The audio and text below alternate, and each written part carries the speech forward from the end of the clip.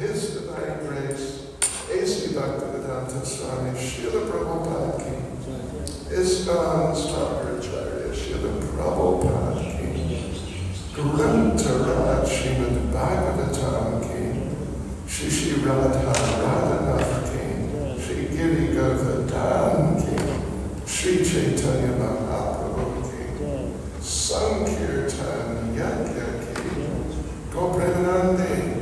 All glories to their soul devotees. All glories to their soul devotees. All glories to their soul devotees. All glories to Sri Guru and Sri Gauranga. All glories to Sri Prabhupada.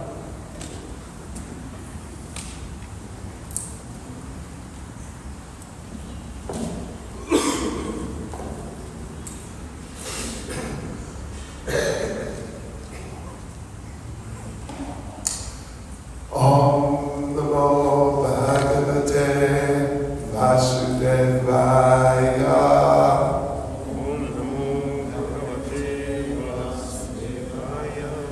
Om Namo Bhagavate Vasudevaya. Om Namo Bhagavate Vasudevaya. Om Namo Bhagavate Vasudevaya.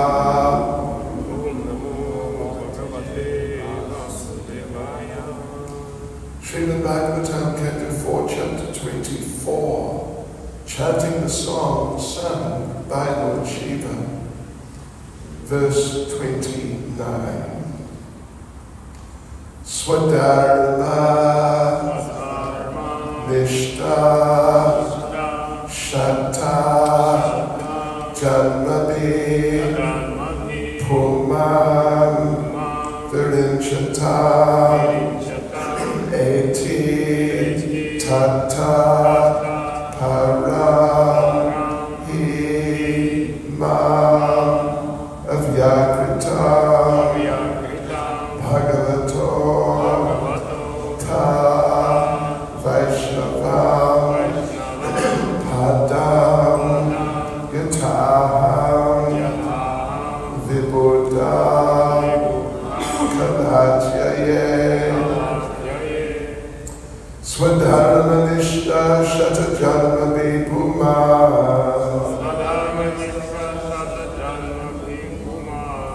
Virinchatameti Tataparamhima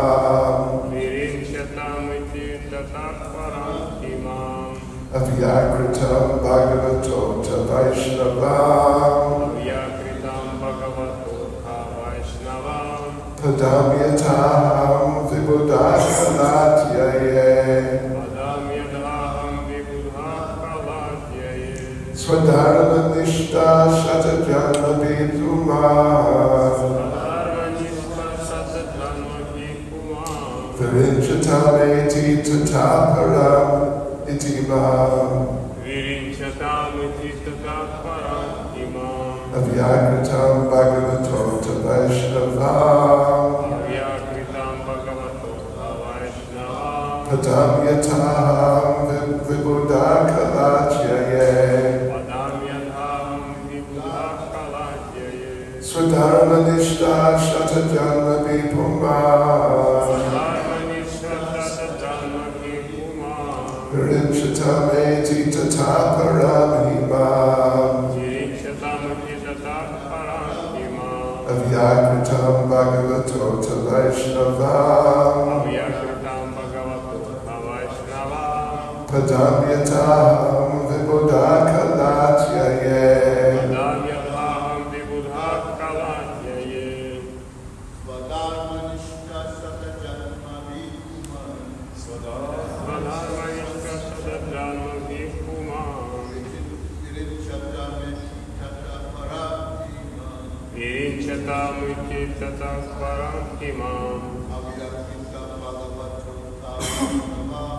Avyakritam Bhagavato Vaishnavam Padamyataham Vibuddha Kalatyaye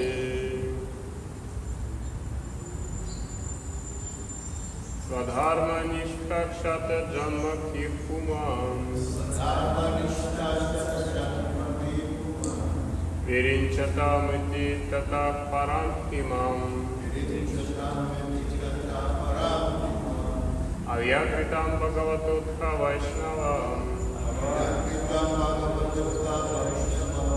Padam yadaham vibudha kalatyaye.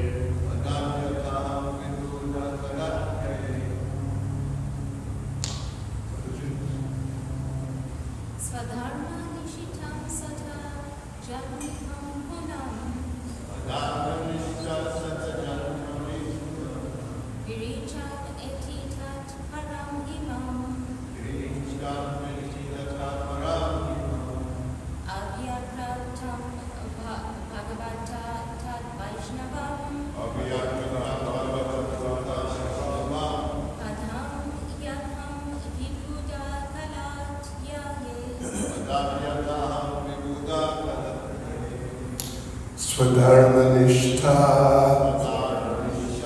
One who is situated in his own dharma or occupation. Shatajanmani. For 100 births.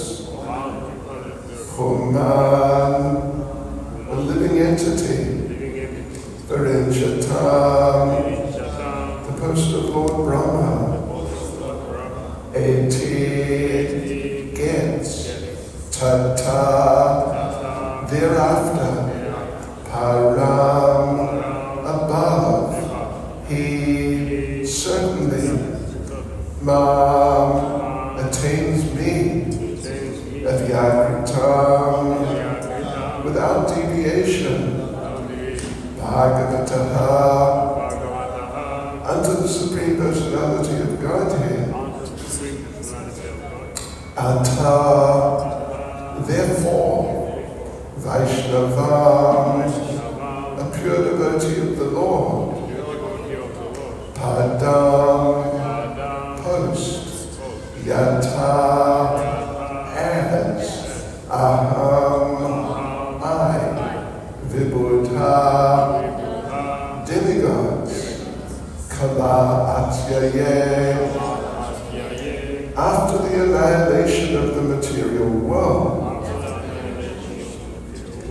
Translation: a person who executes his occupational duty properly for 100 births becomes qualified to occupy the post of Brahma. And if he becomes more qualified, he can approach Lord Shiva. A person who is directly surrendered to Lord Krishna or Vishnu in unalloyed devotional service is immediately promoted to the spiritual planets. Lord Shiva and other demigods attain these planets after the destruction of this material world. Purport by Srila Prabhupada. This verse gives an idea of the highest perfection of the evolutionary process, as described by the Vaishnava poet Jayadev Goswami. Pralaya payodi jale dritavam asi vedam. Let us begin tracing the evolutionary process from the point of devastation, pralaya, when the whole universe is filled with water. At that time there are many fishes and other aquatics, and from these aquatics evolve creepers, trees, etc. From these insects and reptiles evolve, and from them birds, beasts, and then human beings, and finally civilized human beings. Now, the civilized human being is at a junction where he can make further evolutionary progress in spiritual life. Here it is stated, Swadharma Nishta, that when the living entity comes to a civilized form of life, there must be swadharma, social divisions according to one's work and qualifications. The This is indicated in Bhagavad Gita chapter 4, verse 13. Chaturvanyamaya shishkam gunakarma vibhagasha, which means, according to the three modes of material nature and the work ascribed to them, the four divisions of human society were created by me. Unquote. In civilized human society, there must be the divisions of Brahma, Kshatriya, Vaishya, and Sudra, and everyone must properly execute his occupational duty in accordance with his division. Here it is described, Swadharma Nishta, that it does not matter whether one is a Brahmin, Kshatriya, Vaishya, or Sudra. If one sticks to his position and properly executes his particular duty, he is considered a civilized human being. Otherwise, he's no better than an animal. It is also mentioned herein that whoever executes his occupational duty, swadharma, for 100 births, for instance, if a Brahmin continues to act as a Brahmin, becomes eligible for promotion to Brahmaloka, the planet where Lord Brahma lives. There's also a planet called Shivaloka, or Sada Shivaloka, which is situated in a marginal position between the spiritual and material worlds. If, after being situated in Brahmaloka, one becomes more qualified, he is promoted to Sadashiva Loka. Similarly, when one becomes even more qualified, he can attain the Vaikuntha Lokas. The Vaikuntha Lokas are targets for everyone, even the demigods, and they can be attained by a devotee who has no desire for material benefit. As indicated in Bhagavad Gita 8:16, one does not escape material miseries, even if he is elevated to Brahmaloka, Abrahma Bhuvanaloka, Punar Arvarta Arjuna. Similarly, one is not very safe, even if he's promoted to Shiva Loka, because the planet of Shiva Loka is marginal. However, if one attains Vaikuntha Loka, he attains the highest perfection of life and the end of the evolutionary process. Mam Pejita Konteya Punarjanmana Vijite. In other words, it is confirmed herein that a person in human society who has developed consciousness must take to Krishna consciousness in order to be promoted to Vaikuntha Loka or Krishna Loka immediately after leaving the body. Chatfadeham Punarjanma, 90 Mameti Sorajana, Bhagavad Gita chapter 4, verse 9. A devotee who is fully in Krishna consciousness, who is not attracted by any other loka or planet, including Brahmaloka and Shiva Loka, is immediately transferred to Krishna Loka. Mam 18, that is the highest perfection of life and the perfection of the evolutionary process. Swadharmanishta Shatajanmani Puman, Varinchatam Eti Tata Paramima, Avyagritam Bhagavatota Vaishnava, Padamyataham Vibhuddha Kalachaye. Translation: a person who executes his occupational duty properly for 100 births becomes qualified to occupy the post of Brahma. And if he becomes more qualified, he can approach Lord Shiva. A person who is directly surrendered to Lord Krishna or Vishnu in unalloyed devotional service is immediately promoted to the spiritual planets. Lord Shiva and other demigods attain these planets after the destruction of this material world.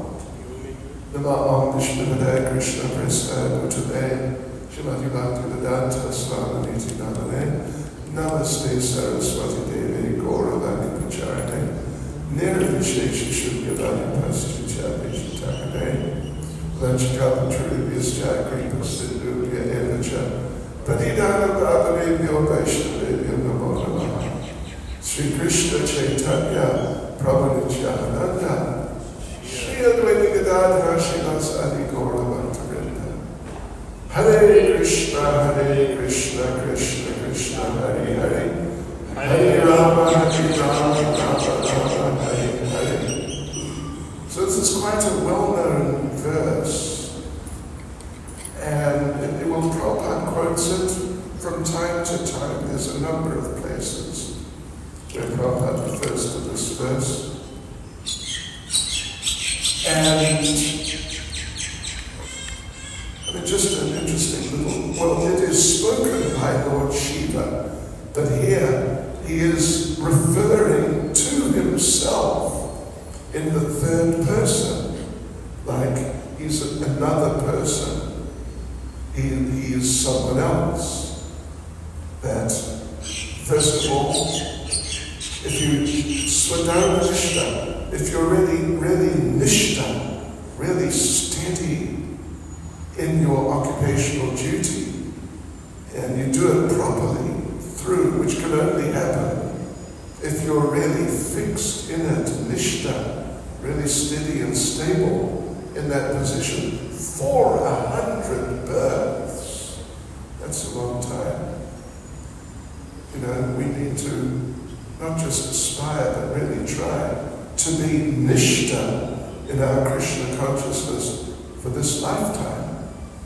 And if we can manage that, then, and means keep chanting our rounds steadily, follow the regulative principles without deviating off, and rendering service on a regular basis, we can go back to Godhead. Prabhupada said that perhaps, it'd be interesting to actually count, which would be possible, to count how many times Prabhupada said that. But it may well be more than anything else he said, or certainly really a lot. That if you're really nishta in your chanting, regulative principles, service, then you may well go back to Godhead. If you do all that, if you do it just for one life, in Krishna consciousness. But if you do, and Prabhupada refers in the purport, that you may be a Brahmin, and if you're really like a first-class Brahmin, really they would say Paka Brahmin, and somehow you maintain that, not just for this lifetime, but for 100, that really is quite something if you think about it. 100 births to maintain the same standards. How would you remember from birth to birth? Well, anyway, we don't know exactly, but if you did, if you remembered, if you were born again as a Brahmin, and you really were fixed like that, life after life after life after life, for 100 births, then you could become Lord Brahma. But if you become more qualified, an interesting little point is that Srila Prabhupada, in the previous version of this, the translation, he actually says that you can, because he just said you can have the post of Lord Brahma, but if you become more qualified, Prabhupada did say, then you could become Lord Shiva. Here he says, you can approach Lord Shiva. Of course, also interestingly enough, in the purport, Srila Prabhupada does say, actually, that you can become Lord Shiva. Anyway, that's all very interesting. But otherwise, if you're fixed in Krishna consciousness, and it doesn't mention 100 births or more than 100 births, any particular number of births. But if you're a person who's directly surrendered to Lord Krishna or Lord Vishnu in unalloyed devotional service, then you are immediately promoted to the spiritual planets. And then another point which Prabhupada doesn't refer to in the purport, I read through it and I was looking to see if there was some reference to this point.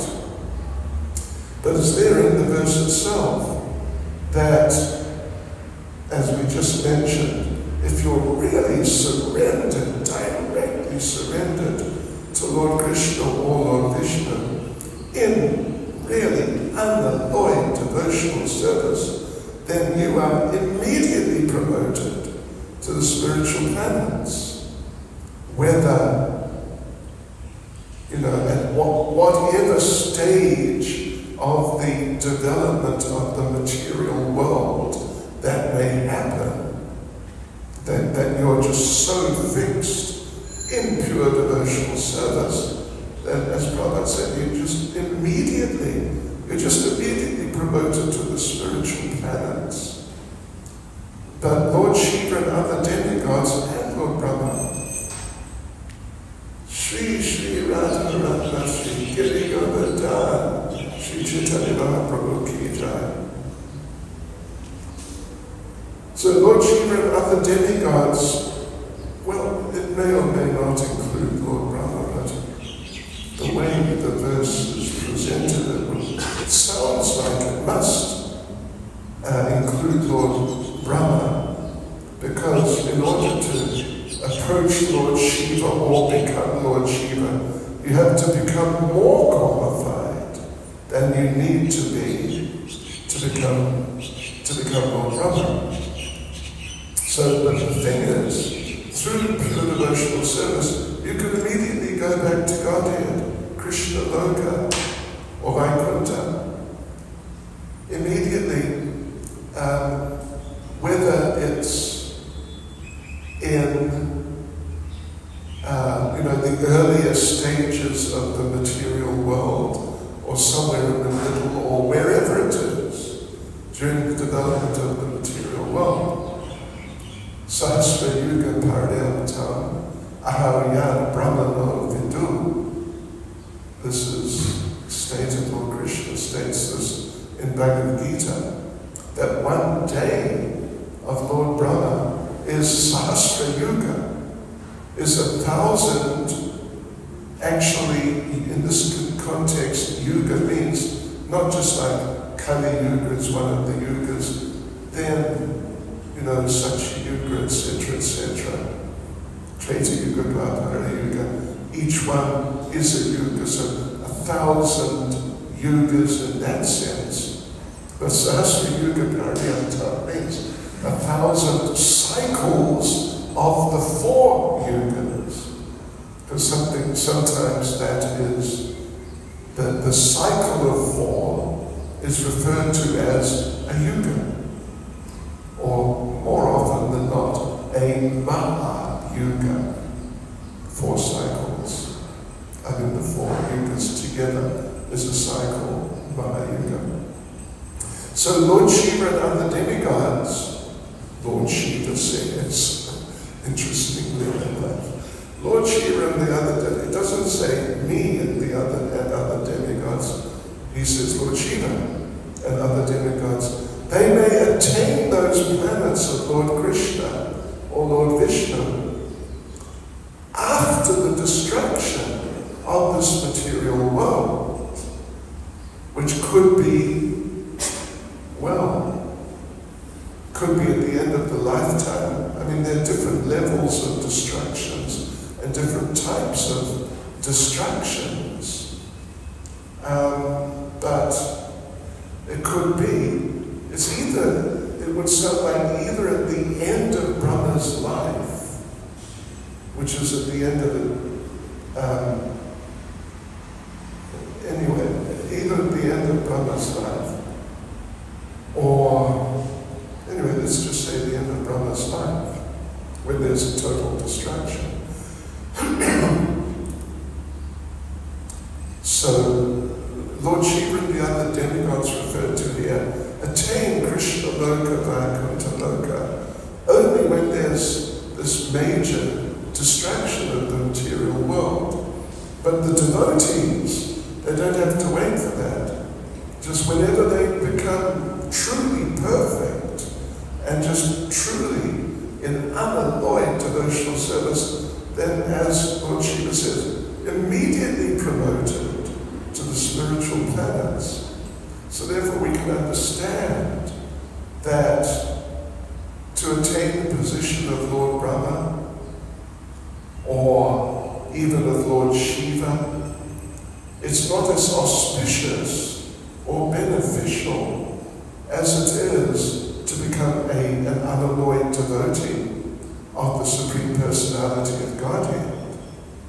It's really Lord Shiva, Lord Brahma, even though of course they may be great devotees. Generally they are great devotees, but they're caught up in whatever they're doing in the material world, so they have to wait.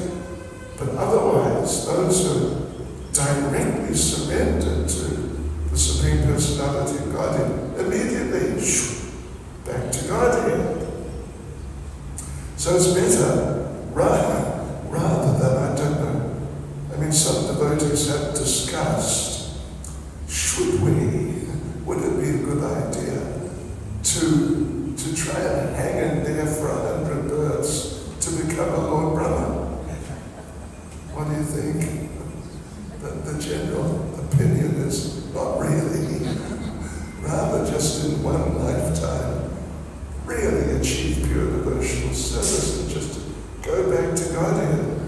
Or, becoming qualified to become Lord Brahma, become more qualified, and then approach Lord Shiva or become Lord Shiva, because, particularly Srila Vishwanath Chakravarti Thakur describes in Madhurya Kadamini that it is possible for a jiva like us to become a Shaktya-Vesh avatar of Lord Shiva, and in other words, take a form which looks just like Lord Shiva, and carry out all the different activities which are carried out by Lord Shiva. If for whatever reason, some reason, Lord Shiva is not going to manifest himself within the particular universe in question. Yes, so anyway, but those, people are on the material level. People are on the material level. They are, and if you really analyze and you sort of look at the different types of people and what they go through and what they want and all that sort of thing, then you see that the conditioned souls are just being so amazingly conditioned. They're just really conditioned. We mentioned on Tuesday, you may recall, about Lord Shiva, how he's Ashutosh, and he gets approached by Jiva's materialistic conditioned souls. He gets approached not for pure devotional service, but for giving some material things.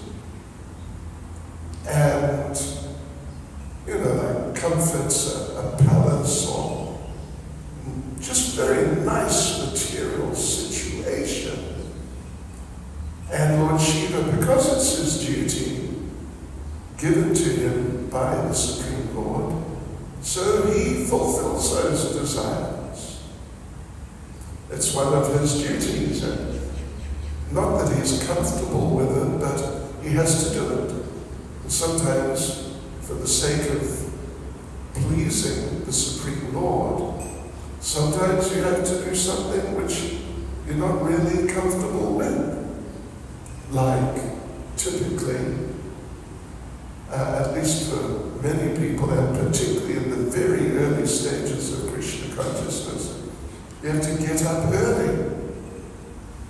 I remember waking up for the first time in the temple. I can still remember waking up in the temple in a special room. Actually, it was Prabhupada's lounge, but it was a special room which the senior devotees, a couple of senior devotees, they would take rest in. And this was my first night in the temple, so just being nice to me, they said I could come in with them. Okay, so we did, and there was a carpet there. Upstairs in the Brahmachari ashram, no carpet, just floorboards, wood, a little bit of paint on, no carpet. So anyway, first night, first morning, next day, they woke me up and they said it's 4, and it was like, what? What are you talking about? But anyway, what could I do? I had to get up, and I did. So, it's one of those classic things. There are all sorts of classic things, classic problems for devotees, sadhakas, and one of them is to get up early. At least initially, and for some devotees, it remains a problem for quite some time. Although Prabhupada, in the beginning of Nectar of Devotion, Prabhupada makes the point. He makes the point that first of all, because it's there in scripture and the spiritual master instructs like that, a person has to get up early. Although it's not like they actually want to get up early. They sort of maybe begrudgingly a little, they agree, all right, I'll get up early. But Prabhupada says that when that devotee makes some progress, and Prabhupada mentions has a service of worshipping the deities, then after having made some progress, the devotee, when the time comes to get up early and worship the deities, the devotee wakes up and thinks, oh, how nice, I can worship the deities, and doesn't, look at his watch again and think, is it really time to get up, or something like that. No, but I can get up now, how nice. My body is sufficiently rested, so I'm not going to, I shouldn't be struggling to stay awake during the day. And I can get up now and worship the deities. What good fortune. Prabhupada describes like that. So, yes, right.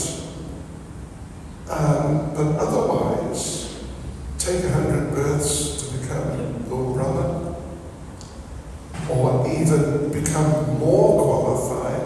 Sounds like you might have to take more births.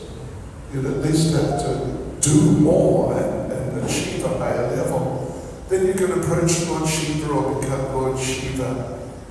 If there's a need for a Jiva to take the role of Lord Shiva, and this is becoming a Shakti avatar of Lord Shiva, as we mentioned. It's described briefly in Madhurya Kadamba Nishida Vishnu Chakravarti Thakur. Yes, so anyway, these things happen, and we were saying that the conditioned souls, sure.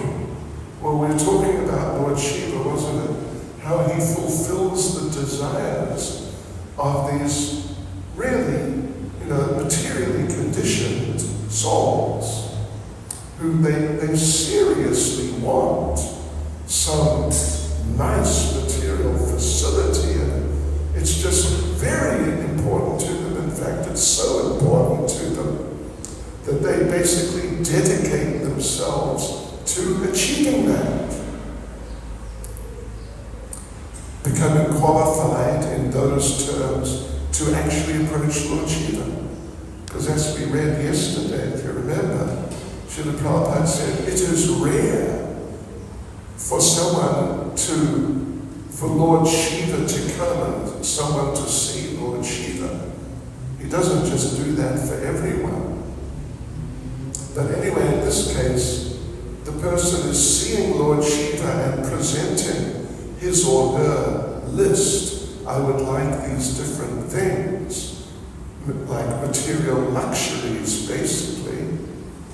And Lord Shiva is just saying, yeah, tatastu, so be it. And just giving everything quite quickly. But the conditioned soul in such a situation does not, seeing Lord Shiva and seeing the situation, the circumstances in which Lord Shiva is living, that person, worshipper of Lord Shiva, it appears that he does not think that, wait a minute, Lord Shiva is giving me all these things, but he himself lives like completely without these things. He lives in extreme austerity. I don't know if any of you have ever slept under a tree, but sounds pretty austere to me. No, not even a little camping mattress, if you know what I mean, or something like that, just on the ground. I remember the first time we went to Mayapur, 1976. We arrived in Mayapur, and there was a group of us, small group from England. They said, yeah, this is your room, there's the key, and it's over there. This is the number. So there we went, and we walked in, and what was it? 4 walls, a ceiling, and a floor. And that's what it was. So I remember putting down on the floor, and it was a concrete floor, the dhoti I had been wearing that day, and that was it. That was between me and the concrete. But somehow I slept. Anyway, you develop the expertise of sleeping, it seems, in Krishna consciousness sometimes. I remember, anyway, it's okay. So, yeah. Well, I remember once, this one fellow, this one devotee, who claimed to be a friend of Prabhupada's, and we were just innocent young fellows. He invited myself and one other devotee. We got left behind in Vrindavan by the group of devotees from England who we had come with. Because, not like they just abandoned us, but we had to wait for some deity paraphernalia to become ready. And then we would come back. It ended up being about 2 weeks later. So we met this fellow, or devotee, and he claimed to be a friend of Prabhupada, and he invited us to come and stay in Radha Kund for a night. And we thought, well, we just assumed because he said he's a friend of Prabhupada, he must be. And he had a calling card, one of these little cardboard cards, ISKCON representative at Radha Kund. We found out later, well, he just got them printed, and when you get cards printed, you can say you're anywhere. You could say King of South Africa, or King of the planet Earth, if you want. So he just had those things printed, but we found out later he was definitely not a friend of Prabhupada, and he was definitely not ISKCON's representative at Radha Kund. there wasn't one. But anyway, we went and we stayed overnight. And in the morning we went and visited the main temples during Mangalarti. It was interesting and quite nice. Oh, and then the night before, we went the next morning to those temples, there was a class, and he insisted, the Chaitanya Charitamrita class, he insisted we attend a class in Bengali. The two of us, neither of us understood more than like a couple of words of Bengali. Apni Kilanachan. How are you? But that was the end of it. So we went to the class, and we're sitting there listening.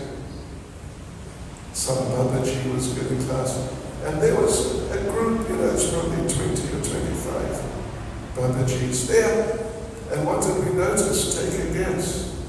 A few of them were nodding off in the class, dozing off. And we thought, gosh, in that sense, it's just like Islam.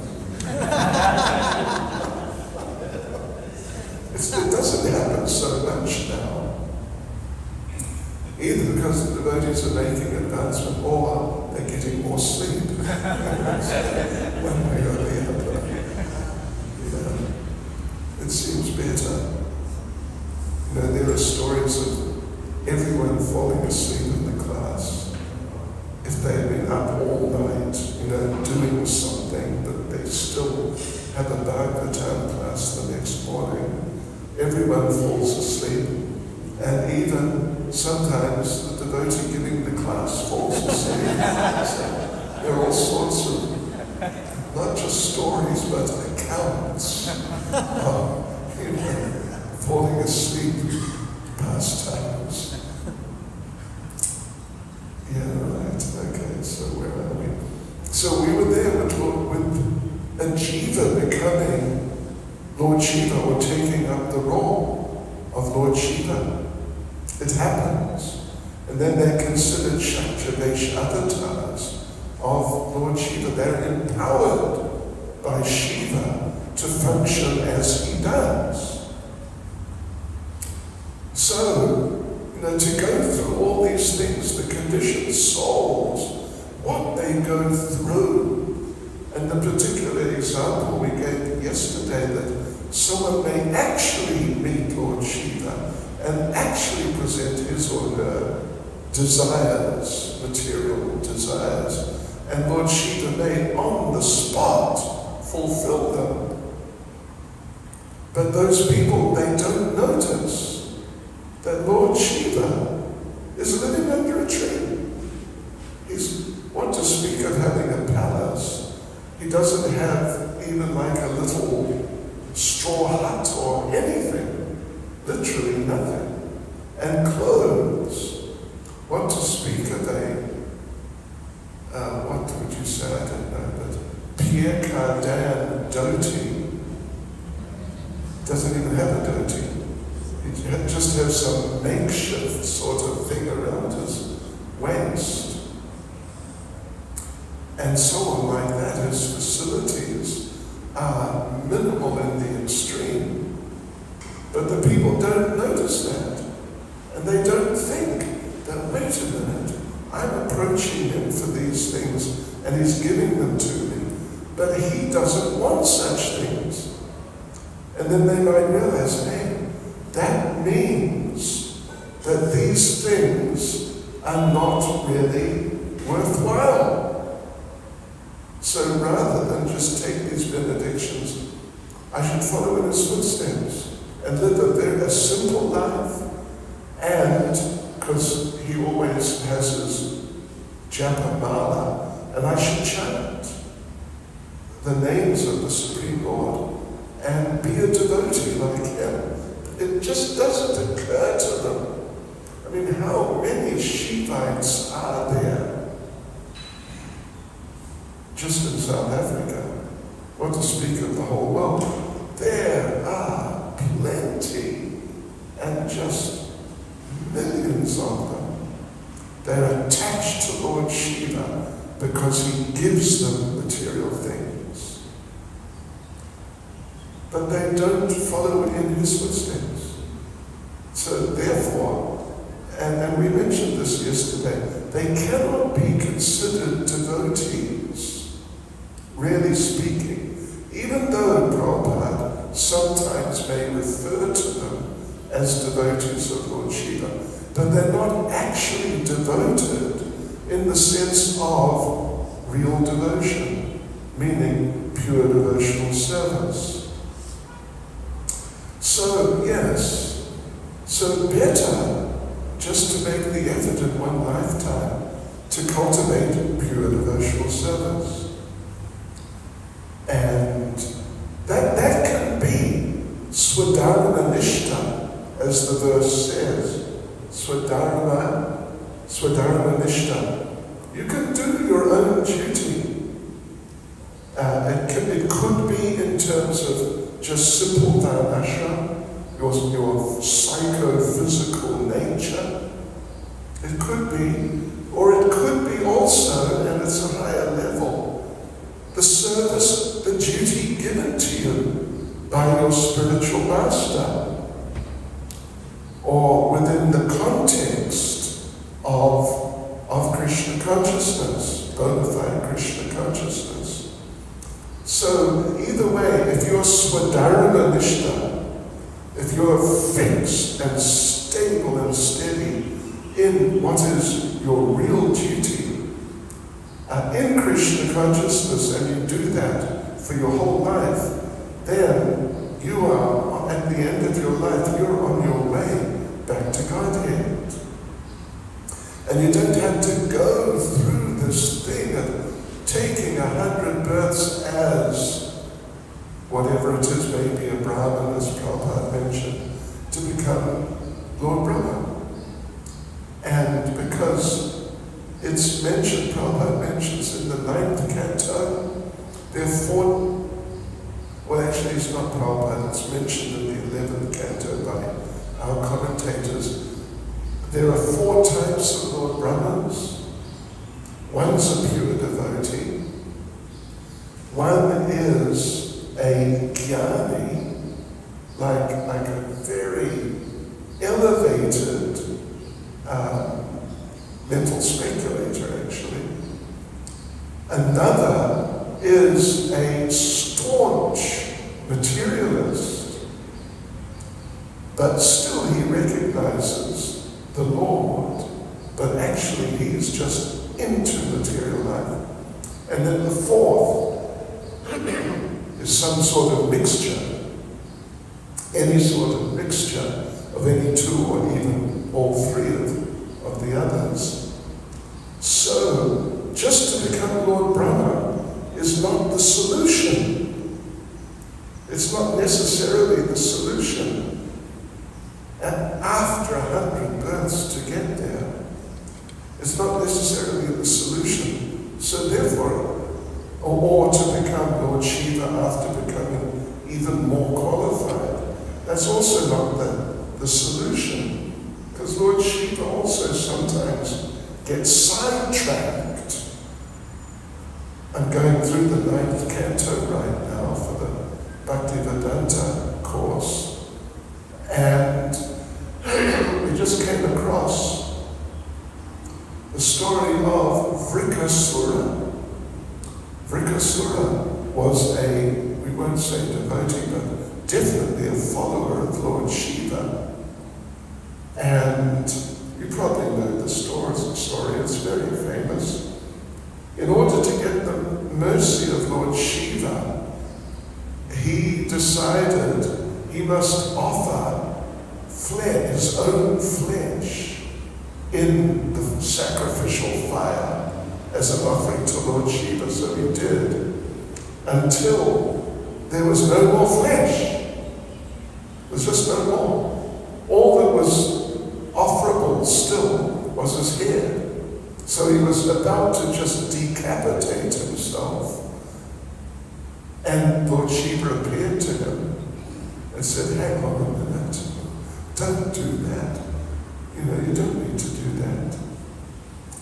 So he said, just tell me what you want and you can have it. And Vrikasura asked, well, what I would like is the blessing that if I touch anyone's head, their head will just fall to pieces and they'll die. And Lord Shiva said, Tatastu, let it be.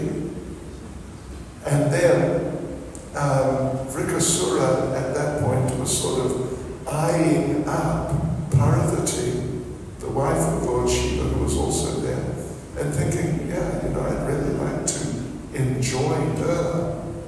But Lord Shiva's in the way. So, but now I've got this blessing, let me touch Lord Shiva's head, first person. And he'll die, and then I can try to enjoy Parvati. So he was chasing Lord Shiva, and Lord Shiva was running. But the Supreme Lord appeared in the form of a young Brahmin boy and told him that why are you taking this Lord Shiva so seriously?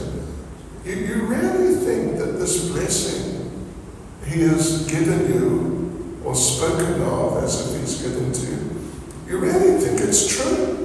Look at him. He's covered in the ashes of cremated bodies. He's got a cobra around his neck and various other things. Would you believe a person like that? He associates with ghosts, goblins, and hobgoblins, and pishacha, and all these types of beings, and probably Tikalosh. Why do you take him seriously? How can you take this person seriously? It's for sure the benediction will not work. Can't you understand that? And Vrikasura said, yeah, didn't think about that. And so the Lord said, look, tell you what, just test it out on yourself. Touch your own head, and you'll see it won't fall to pieces. And then you know he's a rascal. Then you just kill him. So the fellow said, right, okay. Vrikasura touched his head, and his head fell to pieces. And that was the end of that pastime. Yes. So anyway, afterwards, immediately after the Lord, who had appeared there as a young boy, Lord Shiva was expressing gratitude, and the Lord said, listen, don't you give any benedictions like this again. Don't do it. So Prabhupada refers to this incident sometimes, how Lord Shiva displayed, you could say, disqualification in this particular pastime. So therefore, to worship Lord Shiva is not really a good idea. Rather cultivate pure devotional service to the Supreme Personality of Godhead in the association of devotees. Hare Krishna. Any comments or questions? Jai Sachinanda Prabhu. Hare Krishna Maharaj.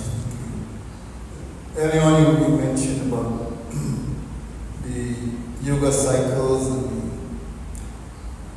the duration of the yogas and Brahma's life.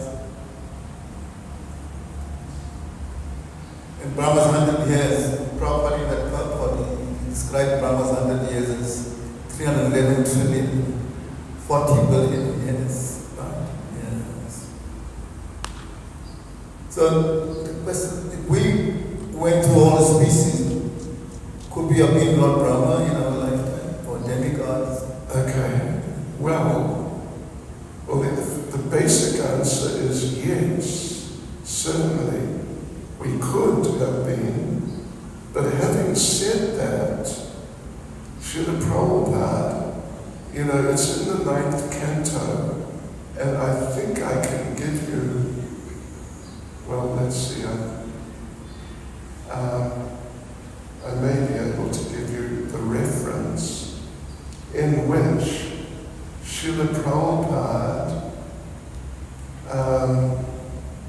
says that, I've got so many points here, sometimes it's hard to find the right one.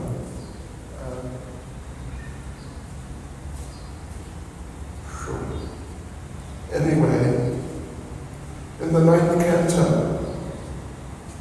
there's a verse in which, or a purport rather, in which Srila Prabhupada says that when the living entity first enters the material world, the first birth is as a Lord Brahma.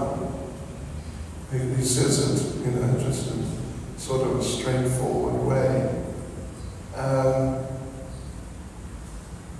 But I just can't find it right now. But anyway, it's there. If anyone cares to have a look, you'll see that Srila Prabhupada makes that point that when we enter this material world, the first birth is as a Lord Brahma. Doesn't necessarily mean that it's the only birth in which we become Lord Brahma, but it's definitely one such births that we take birth as Lord Brahma. Just trying to find it, but I doubt it. Oh, it's the 11th canto, isn't it? It's the 11th canto.